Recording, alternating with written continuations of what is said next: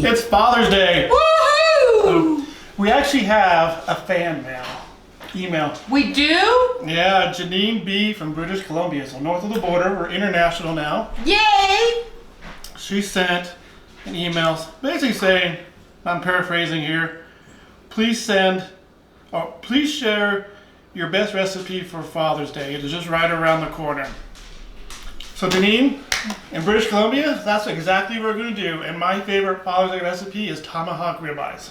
Oh, yeah. So, and actually, I think this is quite common everywhere because Costco, I was going through the aisle and they just happened to have packs of prime tomahawks for $14.99. So, a pound. $14.99 a pound. Yeah, they're about $45. So about close to 3 pounds, 2.8 pounds. So $40 to $45 each. That sounds expensive, but you know, get this. Dad would rather have this than say a new tie or a pack of golf balls.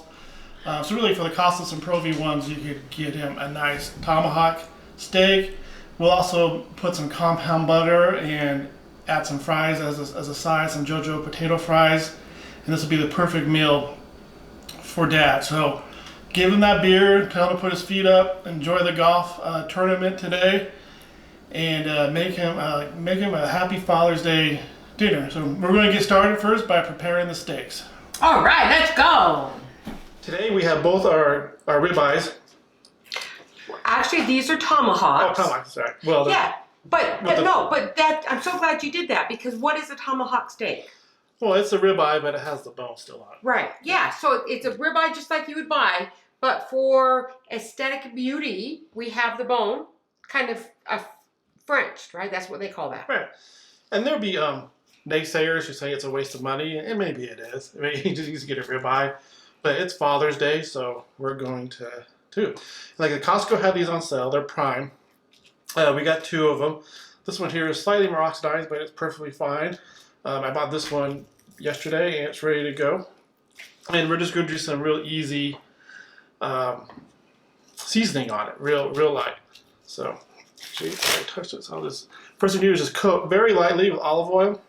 Like I said, just super lightly, just to get the seasoning to stick. And it really, you could push it down and probably stick, but I think this is the easiest way.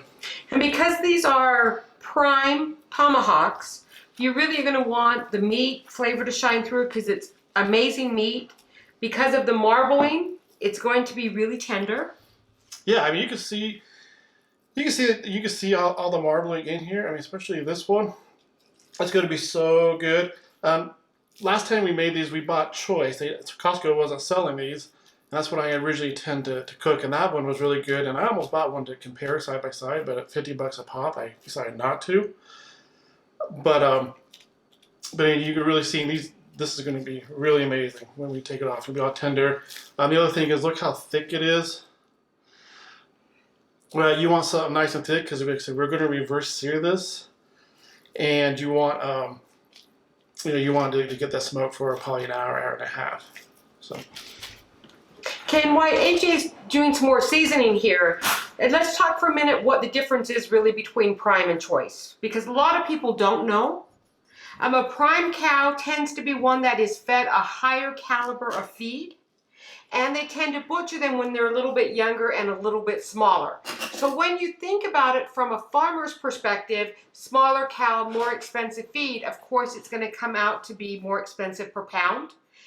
But the other cool thing about this is, like AJ was talking about, in a prime cut, you're going to see more marbling, and that really does add to the flavor. So if you ever go to a really good restaurant, a Fleming's, or I don't know, does Purple Sage in Park City, do they use prime? I don't know. I think they do, but yeah. Don't quote me on that. And the reason that many restaurants do is because it's so amazing. A lot of times home cooks can't get prime. So if you can, it's worth a couple of extra bucks to just get this kind of meat. And now all of a sudden you have 5-star steak quality food. So I'm putting flake salt on here. You can use kosher salt. This is just a little bit bigger than your regular kosher salt. It's the only difference. And I put quite a bit. Everybody's like, well, you put so much salt on it. But this is a big chunk of meat, and it can handle it. And you gotta remember, you're going to be slicing this way, so you'll really just get a little bit of that crust. Yeah. So, and hopefully you're not going to try and eat a whole one yourself, right? that's right, but never say never. And then I just sprinkle a little bit of pepper. I don't put as much pepper on there. The other thing too I do is I kind of grind my own pepper up, so it's a little bit thicker than the coarse stuff that you get.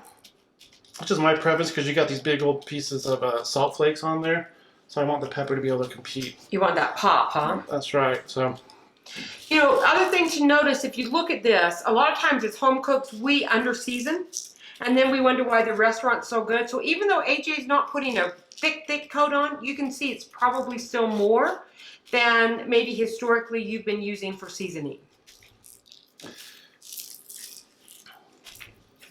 Such a simple mixture though, just salt and pepper. just salt and pepper. Some people will put a little bit of garlic on there. It's up to you. We're doing the garlic butter. We're putting garlic in the butter, so I'm going to bypass that. It's completely up to you though. Guys, AJ's compound butters are the most amazing thing. His brother, who likes to give him a bad time, even thinks he should bottle and sell them. They're so good. I'm going to get the sides a little bit. I'm not too worried about it, but just a little bit. I'll probably just use what's already down here. And here's kind of a warning. Once you do this the first time, you're probably going to do it again and again and again. That's right.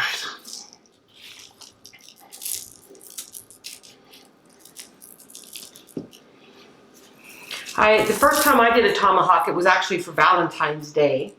And of course, he was kind of just completely impressed. And now every time we go to the store, he looks for tomahawk steaks. Yeah, except we did ours, I think it was New Year's Eve. We did our last one. Well, yeah, we did one on New Year's Eve. I'm not gonna lie, we went to Costco and saw them last week, so it was actually 2 weeks in a row we're doing it. I justified as practicing for the video. Of course. But and it's not gonna matter how you cook these. I've done it on a cast iron pan in the oven. I've done it on top of the stove, the barbecue grill, and now we're gonna do the smoker, right? yeah, exactly. If you saw our video for the tri-tip, it's pretty much the same cooking process as that. We're going to put it on there at 225, let it get up to about 125, and then we'll sear it on both sides. So get a nice medium rare to almost medium. I'm going to give you a little word of caution, just, so you have to decide your risk level. For some reason, Costco, they like to blade tenderize their meat. What that means is a whole bunch of needles they stick in to kind of make it, a little more chewy stuff. I don't know why Costco does it for prime grade meat. Yeah. It makes no sense whatsoever. So if you read if you actually read the label on it, it says to get up to 145. Again, that's where your risk level, you have to decide what's best for you. That's the proper cooking temperature. But I would never cook a piece of meat like this to 145. So you do run the risk of disease, right? Just like if you're eating, an undercooked egg, or some people eating raw, they're obviously taking a risk, cooking dough or whatever. So you do run that risk. So just more of a disclaimer for you. You got to decide what your own risk level is. And that's probably my biggest complaint with Costco meat is they do that blade tenderizing on all their meat. And I don't know why they do that. So what we're going to do is these are seasoned. I'm actually going to let them sit out for another 20 minutes, just kind of get more room temperature. Let the salt do its thing a little bit. And then I'll put it in the smoker probably for about, like I said, an hour, at least an hour, maybe an hour and 20 minutes. When it gets 125 on the probe, I'll pull them, and then we'll do the searing. So we'll see you at the smoker. There's our ribeyes. We just threw them on the smoker. Probably about 45 minutes. I'll come out and just flip them. And we're looking for a temperature of 125. To go with our tomahawk ribeyes, we're going to make like Jojo-style potatoes on the smoker. Oh, nice. And I have a secret recipe that makes these come out great. Nice And you're crispy. going to share with everybody? I'm going to share. Maybe Vimo wants some. So first thing we do is I got 4 russet potatoes. I cut them, Jojo-style. So basically I cut them in half, cut them half again, and cut them in half again. So 8, so you get 8s. I hope that's the right math, but you know what I mean. You just eat eighths. So I got a half cup of olive oil. Let's give it a quick little stir. And I'm just wearing gloves just because, for the mess reasons. I'm not worried about contamination of potatoes and olive oil. And then you can season them however you want. I'm using 2 cups of this pub style garlic fries. We actually get this from a tiny village in California. It's called Solvang. But basically it's probably just mostly just garlic powder and salt if I had to guess. But it's been sitting in the cabinet for a little bit and I figured I'd try that. So I got 2 tablespoons of that, 2 tablespoons of smoked paprika, and a tablespoon of pepper right here. But feel free to use whatever you want. If you don't like garlic, then don't put garlic. Not like garlic. So again, I'm gonna give it another turn.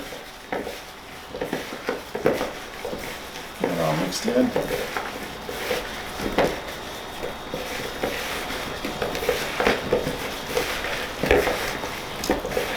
All right, they're looking really mixed, good.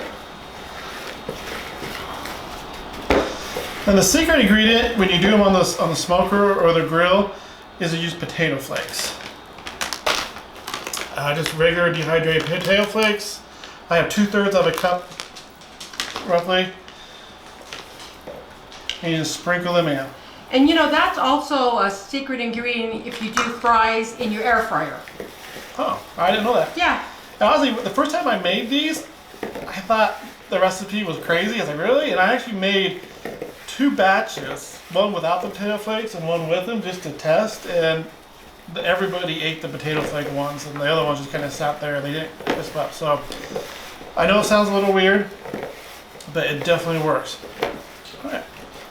Well, you know, and it's funny, the reason I tried it on my air fryer is because you gave me some after you did that. Oh, okay. I'm like, I bet this is going to work in here too.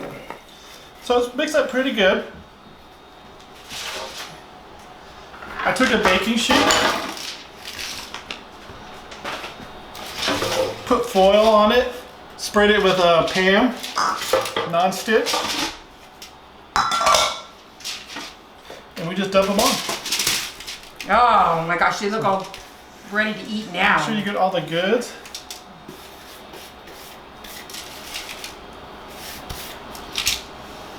Sometimes the hardest part is waiting for it to cook.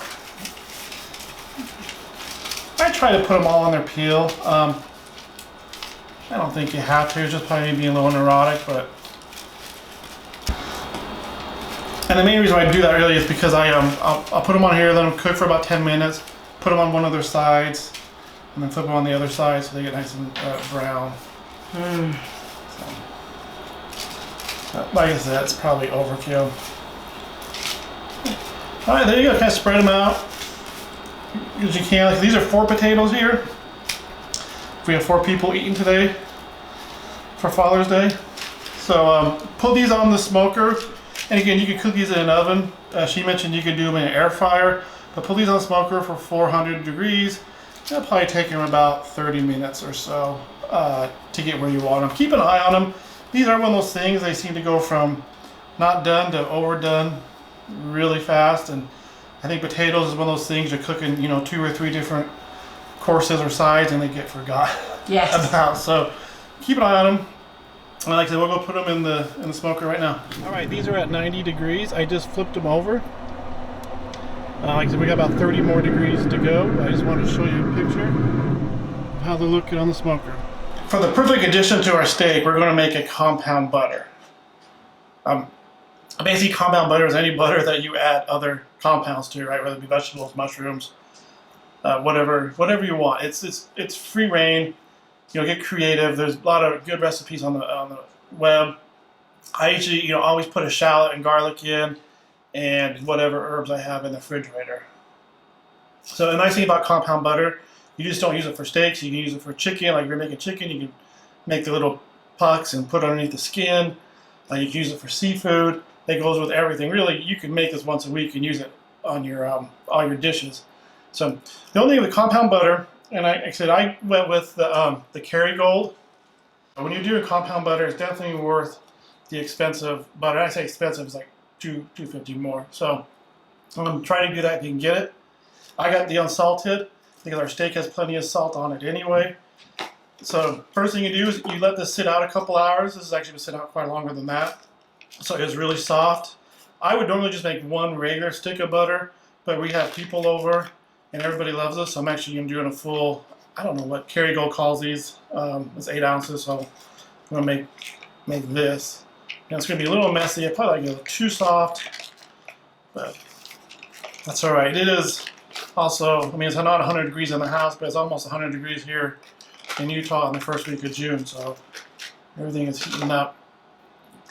Put that in there. Again, I'm doing a double batch. I already pre-sauteed some shallots, garlic, rosemary, and thyme. I used 2 shallots and 4 cloves of garlic, so it's going to have a nice little garlic punch to it. Obviously, I would cut that in half if I was only doing one regular stick of butter. And then as far as the thyme and the rosemary, you just, whatever you think looks good. I didn't measure it. I just chopped it up and said that looks good. So put that in there. And then I cut some parsley. I don't like cooking parsley, so that's why it's fresh.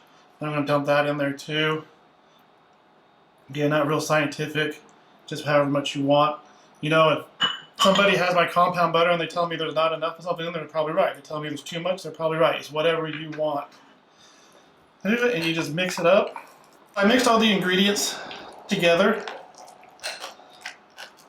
You can see just getting mixed up. The butter's soft, so it doesn't take long. Just mix them good. And like I said, this is 2 batches. So I went and got some, tore off a couple pieces of wax paper. If you're only using 1 stick of butter, one piece of wax paper would be sufficient. Put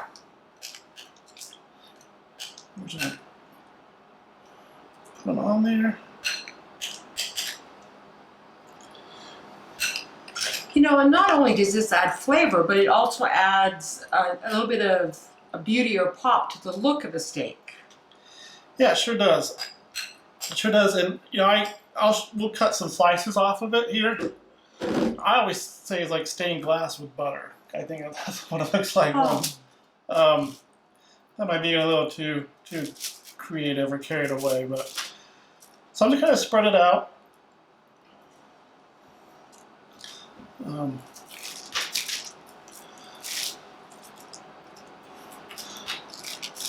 You want nice, you know, when you cut these, you want them to be kind of, you know, quarter size or so.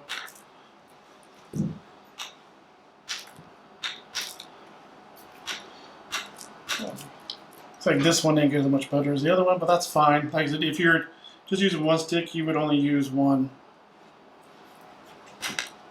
wax paper. And then just fold it over. And I form it some more with my hand.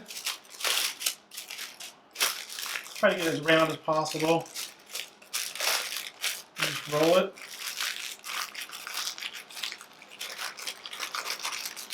I don't need this long of a piece, but you get the idea. And then it's just like a giant Tootsie Roll. You just twist the ends.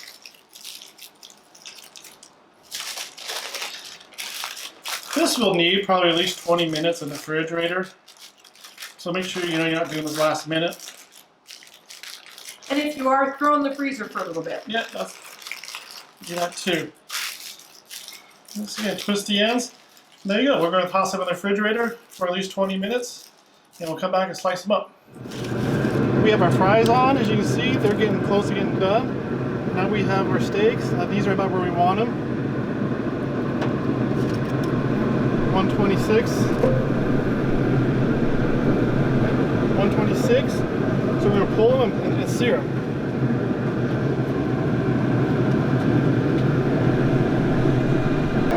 Okay, we just pulled off our ribeyes, our tomahawks. Duck fat, that's all I ever use.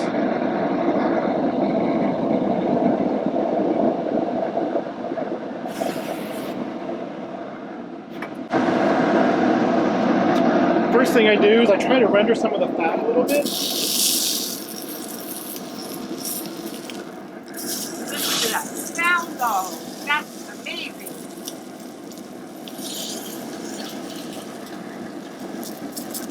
Like a party waiting to happen. Steak party. As beautiful as these steaks are, I do think of Brent Flintstone sometimes. We're just gonna let that fat render for a little bit, probably about a minute or so, to get it nice and brown.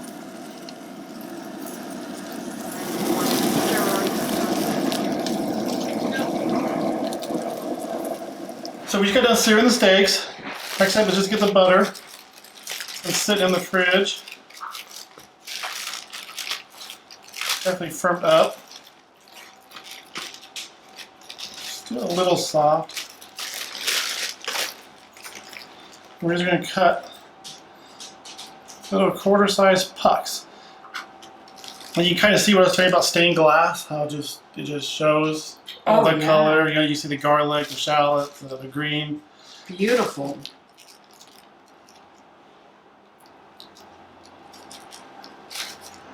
We let our steak rest for about 5 to 7 minutes. As you can see, it's nice and crunchy on the surface. Should be about 128 to 130 internal temperature. Again, nice crunch on that one too. So first thing we're going to do is plate it up, and then we'll carve into one. Okay. Here's the steak with the fries. You can see the butter's already melting on it. We're going to carve into this and give it a taste. And get it in my belly.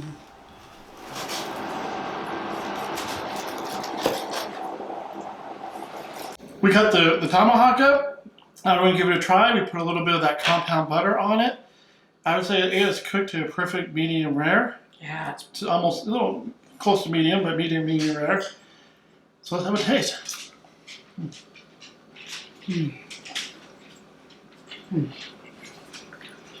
So I paid $130 for this at Ruth Chris. You paid $40 for yours? Yeah, 42 was my. Guys, you gotta try it. You gotta try it. This will be a very special Father's Day. Make this for Dad. Put this, a little bit of fries, give him a nice cold ice cold beer. Let him sit and watch the U.S. Open. Or red wine. Or red wine. And he'll be talking about this the next day in the office. Stay tuned. Every Thursday we do new videos. It's random every week, so you never know what you get. So check on Thursday nights. Like and subscribe. I guess I don't do like on YouTube, huh? Subscribe and hit the bell for notifications. And share. Share and leave comments and all that stuff that helps promote us on the algorithms. Thanks, and we'll talk to you Thursday.